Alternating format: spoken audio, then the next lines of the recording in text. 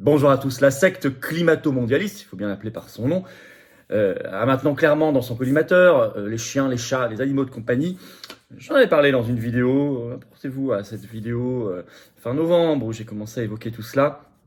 Parce qu'il y avait des premiers signaux faibles, on l'avait détecté. C'est maintenant une avalanche, c'est évident, pour plein de raisons. On va voir quel est leur projet réel en détail. Et puis, cette semaine, une étude incroyable qui sort, reprise dans la presse, en France pas trop, mais pas mal quand même, qui montre que le problème, c'est même la respiration humaine. Ah ben on y va, voilà, on y est. On y va, le problème, c'est nous, c'est la masse. Et c'est la vie, des masses en tout cas, pas de la petite caste. Tout ça, ça fait penser à des choses très désagréables. Alors, cette secte apocalyptique qui, par ailleurs, on va revenir ici, ne parle pas, puisqu'on va parler de mort des oiseaux, par les chats, nous dit-on. Mais enfin, les éoliennes, par contre, vous allez voir, il y a une décision de justice qui montre que c'est un cimetière à oiseaux, mais on n'en parle pas. Les libre-échange qui polluent la planète, on a des statistiques très précises, vous allez voir, je vais vous les donner. On n'en parle pas non plus, parce que ça, c'est le mondialisme. Alors, on ne remet pas en cause. Par contre, la secte apocalyptique a dans le collimateur une population mondiale, et puis des chiens, des chats, et pour plein de raisons. Est-ce que c'est une dépopulation visée? Tout ça, en tout cas, est inquiétant, mais peut être combattu à condition de faire savoir. En fait, circuler cette vidéo, c'est important de donner de la force en vous abonnant, réabonnant, s'il vous plaît, pour cette fin d'année. Petit cadeau de Noël à cette chaîne YouTube. Vous cliquez pour cela sur s'abonner, c'est tout. C'est un clic, c'est gratuit, bien sûr. Vous êtes abonné à la chaîne ou réabonné. Peut-être que YouTube vous a des abonnés vérifiés. Et si vous êtes abonné, les vidéos circulent mieux, sont mieux recommandées par les algorithmes de YouTube automatiquement. Donc, grand merci à vous. Par ailleurs, n'oubliez pas notre site stopjeutotalitaire.fr, il est en lien avec la pétition nationale et tout. On a fait une superbe manif ce samedi 16 décembre. On aime le sport et la fête, pas les QR codes, les drones et la reconnaissance faciale à la chinoise, voire le confinement olympique qui nous concerne tous, qu'on habite en Ile-de-France ou pas. Ce site, en tout cas, il est important. C'est un sujet qui va monter, vous allez voir, dans les semaines et les mois qui viennent, c'est évident. En tout cas, il y avait une forte réceptivité des passants dans la manif qui sont venus me poser des questions et qui adhéraient beaucoup. Voilà, écoutez, on y va. Alors, la secte mondialo-climatiste a les animaux de compagnie dans le collimateur et maintenant les êtres humains pour leur respiration dans une étude scientifique qui vient de sortir. Et met pas un mot sur ses lubies à elle, l'organisation de son système mondialiste. J'y reviens. Alors, chien-chat, pour faire simple, les poissons et les oiseaux aussi sont concernés, voire les autres, les animaux de compagnie violemment attaqués. Alors, j'en avais parlé suite à la première chronique en ce sens, c'était le 25 novembre 2023 de Jean-Marc Jancovici sur RTL, qui avait lancé, j'avais trouvé ça étrange, cette pierre-là contre les chiens et les chats accusés de dégrader le climat et d'être responsable de beaucoup de problèmes. Bon, mais ça s'est depuis enchaîné. Et c'est le GIEC en particulier qui, vous savez, le groupement qui produit les rapports sur le changement, le réchauffement climatique, qui s'est déchaîné. Et ça a commencé notamment par une sortie de l'un de ses membres, le co-auteur du 6e rapport du GIEC, François Gémen, le 13 décembre sur LCI, qui dit, je cite, « Le chat est une catastrophe pour la biodiversité, le chien est une catastrophe pour le climat. » Alors le chat, parce qu'il est accusé de tuer les volatiles, et le chien, parce qu'il faut l'alimenter, je cite. Même si on peut aussi dire que probablement que le chat est aussi une catastrophe pour le climat, il n'y a pas de raison. Bon. Et le Parisien, le 12 décembre déjà, s'était déchaîné. En fait, parlant de l'étude à laquelle Gémen fait référence, une étude publiée le 11 décembre dans de Nature Communication, qui parle, le Parisien parle, dans son titre, je cite, « Le terrible impact des chats sur la biodiversité ».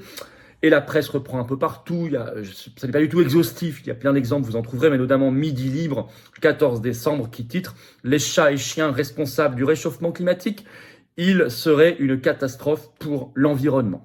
Puis il développe tout ça. France Info, le 15 décembre, enchaîne, il y a eu aussi BFM TV, tout ça, mais je vous passe, mais France Info, le 15 décembre, qui donne raison à Gémen sur LCI, parce qu'il était quand même pas mal critiqué. Je cite France Info, « Ces propos sont fondés sur des études scientifiques. » Ben voilà, comme les 95% d'efficacité de Pfizer, s'était fondé sur des études scientifiques, pas de problème. Le confinement était fondé sur des études scientifiques. Mais ceci dit, je vais vous lire quand même un passage de France Info, parce que je ne sais pas s'ils se rendent compte eux-mêmes qu'ils relativisent leur propre constat. Écoutez bien, vous allez comprendre. D'autres chercheurs se sont aussi intéressés à l'empreinte climatique de nos fidèles compagnons en 2019 et en 2022, concluant dans les deux études qu'il était nécessaire de mieux connaître cette empreinte. Mais ces conclusions sont controversées, écrit France Info. Kelly Snowson, professeur de nutrition animale de l'Université de l'Illinois, estimait en 2021 auprès de l'AFP qu'elle reposait ces études sur de nombreuses hypothèses inexactes, notamment parce que la majorité de la nourriture pour animaux vient de sous-produits de l'industrie alimentaire humaine. En effet, peu de vaches ou de poules sont élevées dans le seul but de nourrir les chiens et les chats. Leurs croquettes et pâtés à base de viande sont fabriqués à partir de pièces que les humains rechignent à manger comme les abats. C'est intéressant, hein, vous voyez, dès qu'on creuse un sujet, on se rend compte que derrière les propos simplistes, en réalité, c'est bien plus compliqué. Donc, il y a beaucoup de propagande. Alors, quel est le but? Je pense assez vite, c'est d'obtenir une taxe. Déjà, pour commencer. Pour que seuls les plus aisés puissent avoir encore un chien, un chat, ou plusieurs. Et ça, à mon avis, taxe carbone, et puis c'est probablement que le fait que vous ayez un animal de compagnie dégradera votre bilan du pass carbone. Vous savez, s'il se met en place, vous aurez moins de liberté si vous avez un chat, un chien, moins de crédit, moins de points. Ça, à mon avis, ça va aller, enfin, c'est le but. Je ne dis pas qu'ils vont le faire, qu'ils y arriveront, parce qu'en France en particulier, il y a beaucoup d'animaux de compagnie, un record au monde. Et nous, les patriotes, c'est depuis nos origines, dans notre charte, la protection animale. Donc, personne ne laissera faire. Je pense qu'il pourrait y avoir nous, on ferait des gigantesques manifestations avec les animaux de compagnie, par exemple. Je pense que ça vaudrait le coup. Mais enfin, on en reparlera. Plus sournoisement, ils veulent culpabiliser les gens. Ah, t'as un chien, t'as un chat, bah tu pollues, enfin tu dégrades le climat, c'est à cause de toi qu'il fait pas très froid cet hiver, qu'on n'a plus de neige, enfin même si en ce moment les stations font le plein, qu'il y a la sécheresse, même si en ce moment maintenant c'est l'inverse, enfin peu importe, il y a toujours une solution. Donc voilà. Et donc quand vous êtes culpabilisé, vous êtes affaibli. Vous êtes prêt à accepter plus de choses. Et puis ça crée la solitude, les personnes âgées qui ont besoin de leur animal, et on le sait bien, il y a une vertu sociale de l'animal de compagnie. Un individu esseulé, déprimé et plus facilement cassé et donc obéissant. Ça, les mondialistes aiment bien ça. Mais ils vont maintenant plus loin, on s'y attendait. La respiration humaine devient un problème. Et c'est repris en France une étude, je vais vous dire laquelle, d'Édimbourg en fait, qui est reprise par le site spécialisé en France, la publication spécialisée Futura Science le 15 décembre, le titre « quelle est la part de la respiration humaine dans le réchauffement climatique ?» Alors, c'est l'université d'Édimbourg qui a publié cette étude menée par le docteur Nicolas Cowan, physicien de l'atmosphère au centre d'écologie et d'hydrologie, centre britannique d'écologie et d'hydrologie à l'université d'Édimbourg. Je vais vous citer un extrait du site Futura Science qui a développé tout ça. Chaque année marquée par le réchauffement climatique est l'occasion de constater que les prévisions des modèles sous-estiment la hausse effrénée des températures.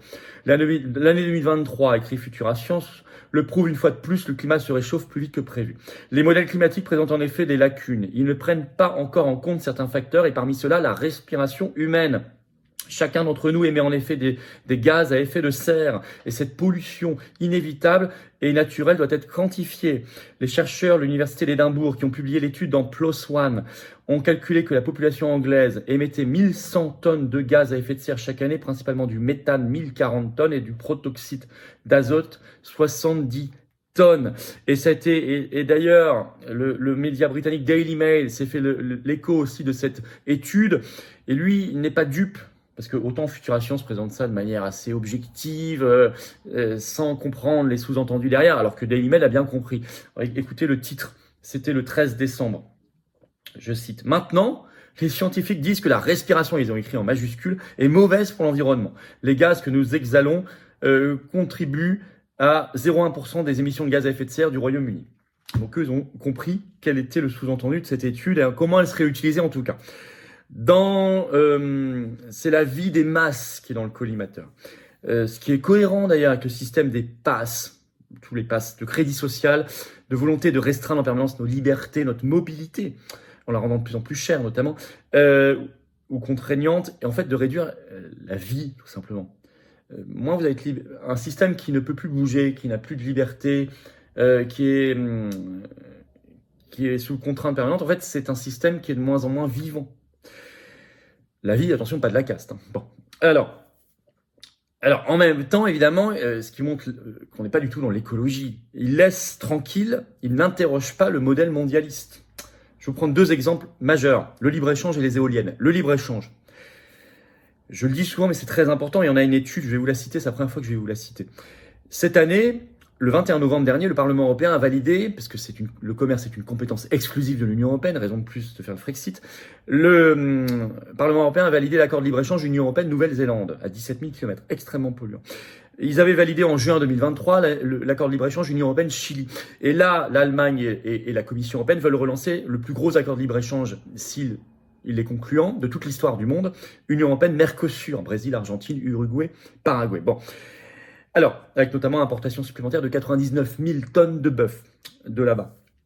Or, l'INSEE, étude qui est toujours en ligne sur le site de l'INSEE, le 20 juillet 2022 a sorti une étude. Le titre « 1/3 de l'empreinte carbone de l'Union européenne est due à ses importations ». Donc en fait, quand vous faites des accords de libre-échange, s'ils sont vraiment obsédés par l'empreinte carbone, il y a un problème logique. Parce qu'ils vont faire exploser cette empreinte carbone. 1/3 déjà aujourd'hui. Est dû aux importations. Et entre 2000 et 2018, l'INSEE note que les émissions de gaz à effet de serre de l'Union européenne ont baissé de 6% des pays de l'Union européenne. En Chine, plus 175%, quasiment un triplement. Donc si vous voulez, qui en parle de ça? Personne. Nous on en parle. Voilà. Pareil, les éoliennes. Les éoliennes sont chéries de l'Union européenne, des mondialistes. Les mondialistes adorent les éoliennes. Impact sur la biodiversité. Pour la première fois, dépêche AFP 8 décembre dernier.